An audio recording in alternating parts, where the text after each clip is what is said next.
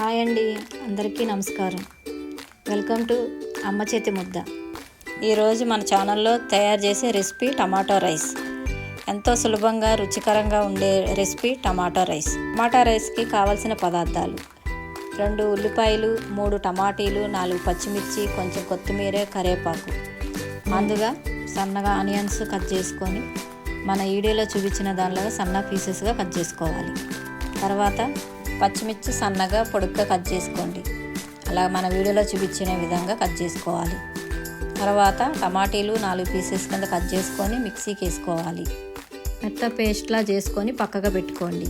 ముందుగా stove on చేసుకొని దానిపైన కళాయి పెట్టుకొని ఒక పావు నూనె పోయండి. పావు నూనె పోసిన తర్వాత అందులో ఆనియన్స్, పచ్చిమిర్చి వేసి పచ్చిమిర్చి ఉల్లిపాయలు కొంచెం దోరగా వేపిన తర్వాత కొంచెం కరివేపాకు చిన్నగా తుంచి వేసుకోండి. వేసుకున్న తర్వాత దాన్ని అటు ఇటు వేపుకుంటా దోరగా వేసిన తర్వాత కొంచెం ఒక స్పూన్ అంతా అల్లం వెల్లిపాయ పేస్ట్ వేసి పచ్చివాసన పోయేంత వరకు వేపండి. వేపిన దాని తర్వాత ఉల్లిపాయలు కొంచెం మగ్గేంత వరకు పైన మూత పెట్టి కాసేపు వేగనివ్వుద్దాం.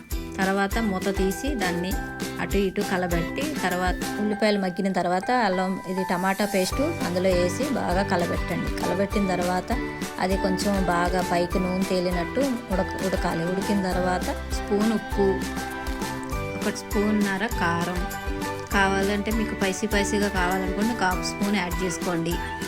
రుచికి కావాల్సిందంటే ఘాటుగా 1 టేబుల్ స్పూన్ ధనియాల పొడి వేసుకోండి. కొంచెం టేస్టీగా కావాలనుకుంటే టేస్టింగ్ సాల్ట్ 1/2 స్పూన్ వేసుకోండి. బాగా మొత్తం కలబెట్టుకోవాలి. కొంచెం కొత్తిమీర వేసుకోండి. బాగా కలబెట్టుకోండి. అటు ఇటు బాగా కలబెట్టుకుంటే మొత్తం నూనె అన్నది తేలుతుంది. కారం ఉప్పు అన్నీ ఉల్లిపాయలకి బాగా పడుతుంది. తర్వాత అన్నం దాంట్లో మొత్తం వేసుకోండి. వేసుకొని మొత్తం బాగా అటు ఇటు మొత్తం కలబెట్టండి. అంతేనండి, ఎంతో రుచికరమైన టమాటా రైస్ రెడీ అయిపోయిందండి.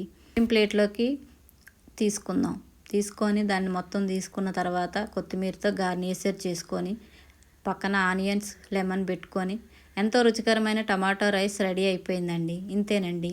Thank you.